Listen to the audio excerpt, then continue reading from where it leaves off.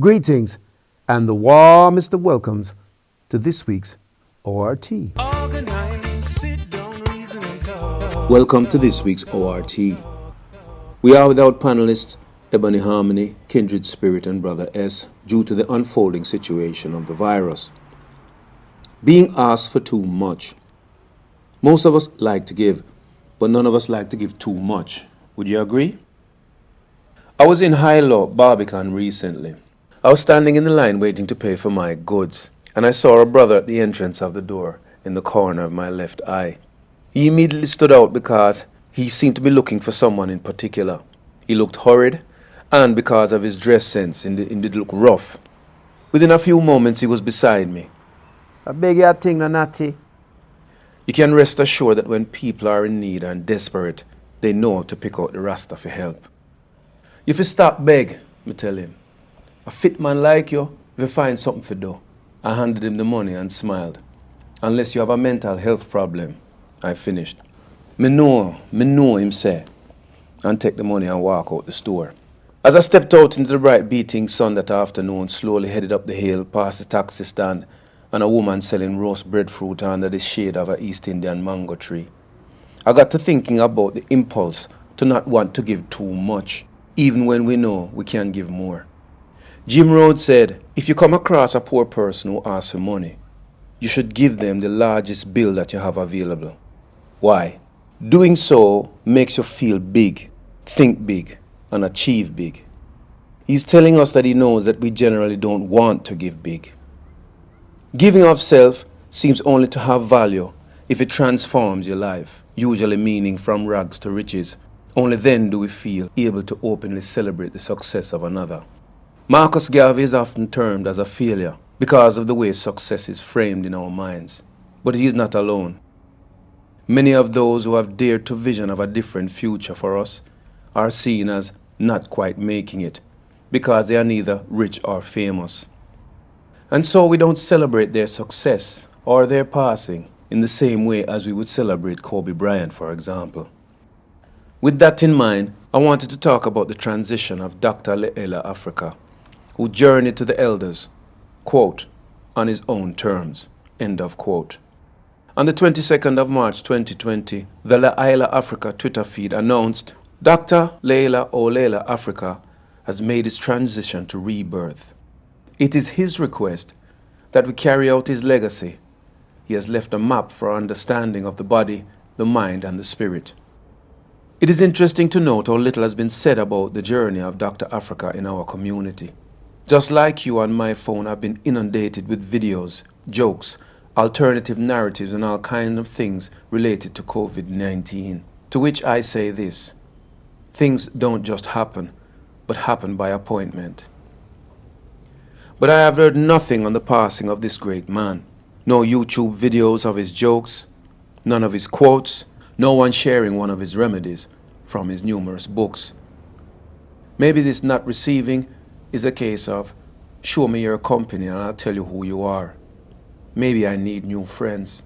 But it is striking that, at a time when we need to make use of Dr. Afrika's in-depth cultural specific knowledge about how to respond to COVID-19, to the overbearing power of the European experiment, and to our natural worries created by Project Fear, we have silence on social media. Why?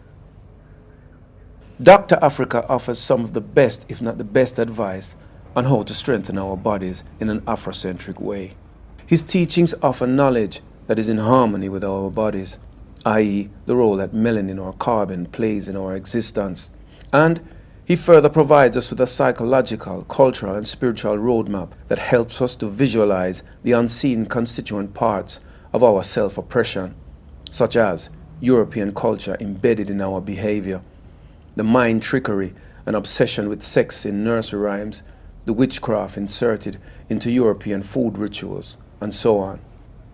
Could it be that we are ignorant of his gifts? No one has told you about him. You've not read his books. Like it or not, some of us just don't know. Or is it that, when in times of worry, which we are in right now, we are unable to think where to find the keys to unlock the locked door in front of us, paralyzed by panic, Or is it that we think that Dr. Afrika is speaking truth? But if what he was saying was coming from the lips of a white person and his goods widely available in supermarkets, we'd feel more willing to get involved. Did Dr. Afrika lack credibility in our eyes? Maybe it's all of these things, who knows? But the absence of appreciation of Dr. Afrika seems weird. So what does it say about us to lose a person who lived his whole life on this earth with the sole purpose of helping his people? By providing practical help, physical and psychological healing, and a means of us to love ourselves for who we are. He not only did all that, but he did it accompanied by his intelligent wife, Dr. Melanie Stevenson. And I can attest to the power of taking on things in life jointly with my wife over the years. People are lifted simply by seeing a loving black couple rolling together.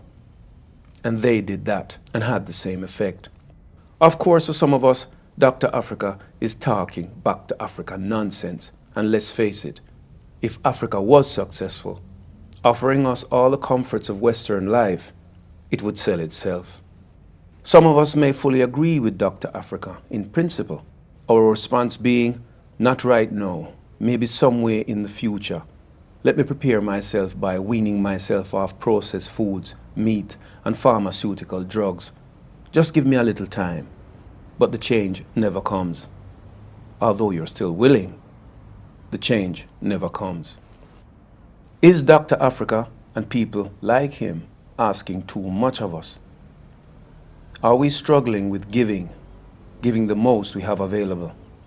Or are we, like Jim Rohn implied, thinking small, securing small outcomes? So I ask again, so what does it say about us to lose a person who lived his whole life on this earth with the sole purpose of making the greatest sacrifice of helping his people, only for there to be such a silence from his community, especially given that we love to celebrate the dead? I welcome your comments on this. In closing, I would like to sum up Dr. Afrika's contributions as: guide your life by the two pillars of low stress and no harm in all things you do. Become a researcher. Go beneath the surface. Less news and more information. Less entertainment and more information. Nutrition over eating. Nature takes you to God, so know nature first. Understand how your African body works. The role of melanin. Have a purpose that serves beyond your community. Develop the ability to identify cultures over color. Communicate your culture through art and philosophy. Have your own. And practice forgiveness. Thank you for your time. Walk good. And practice giving the most you have available. Included below are related links to this discussion.